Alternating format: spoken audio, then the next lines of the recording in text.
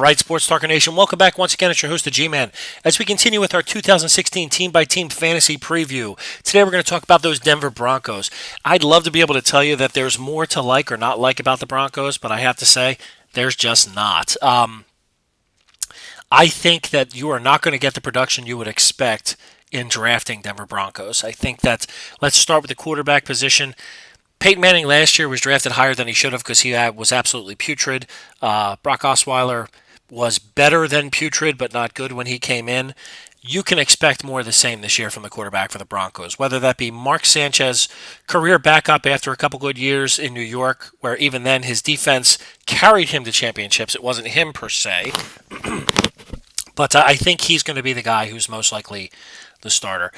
After that, I guess your options are Paxton Lynch, the rookie. If they put him in there, he is going to be a wing and a prayer. He is not going to be anything for you. And lastly, Trevor Siemian appears to be emerging as a dark horse, but that could just be coach speak and giving the guy credit who's been there for a little while and all that good stuff. I would avoid the quarterback position altogether. I wouldn't even put them in my top 25. Sanchez just has proven over and over again that he just makes a big mistake, and a team like Denver built on defense is not going to allow that. In the running game, I was burned on C.J. Anderson last year in many leagues, so I am not the biggest C.J. Anderson fan. People point to the fact that in the second half of the year, his efficiency improved, and I don't necessarily believe in all those advanced stats for the simple fact that I watch a ton of football. I watched a lot of the Broncos. He just didn't have the same burst. Maybe it was a toe injury, maybe it was a knee injury. I don't know, but he wasn't the same guy as he was the year before at the end of the year. I won't be putting my hopes in him. I would rank him as a mid to low end number 2, and I probably would draft him as a number 3. A guy like Ronnie Hillman, I guess, is an injury week replacement, or if C.J. Anderson gets hurt, he would step into the offense. The guy I'd keep my eye on, if only for the future, would be a Devontae Booker. Now, he's a total lottery ticket. You're not going to draft him, obviously, to be a starter or even a backup on your team. But if you have roster space and a position left at the end, Devontae Booker might be their running back in the future. He can also catch the ball, so he could have some immediate value. So that'd be the direction I would go. If I were going to take any of those running backs, it'd be Booker, and it would be real late.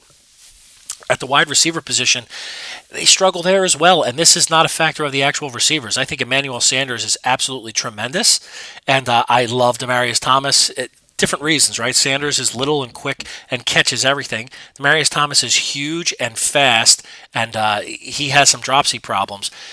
I just don't think Sanchez is going to get them the ball well enough, and I don't think that offense is going to be built around throwing it. I would not consider Demaryius Thomas a number 1 receiver. He will certainly get drafted that way, but I would consider him a mid-level number 2, and I would consider Emmanuel Sanders a mid-level number 3 to a high-end number 4.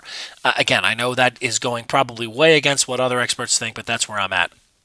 Virgil Green, I don't know. Everyone wants to make this guy into be a superstar because he has all the athleticism, but he's never proven anything. He wouldn't be one of my top 25 tight ends drafted. I just don't trust that offense to do anything.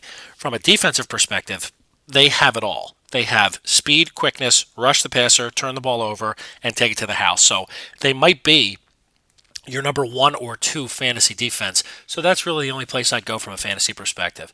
So with your 2016 team-by-team preview of your Denver Broncos, I'm your host, the G-Man, and I am out.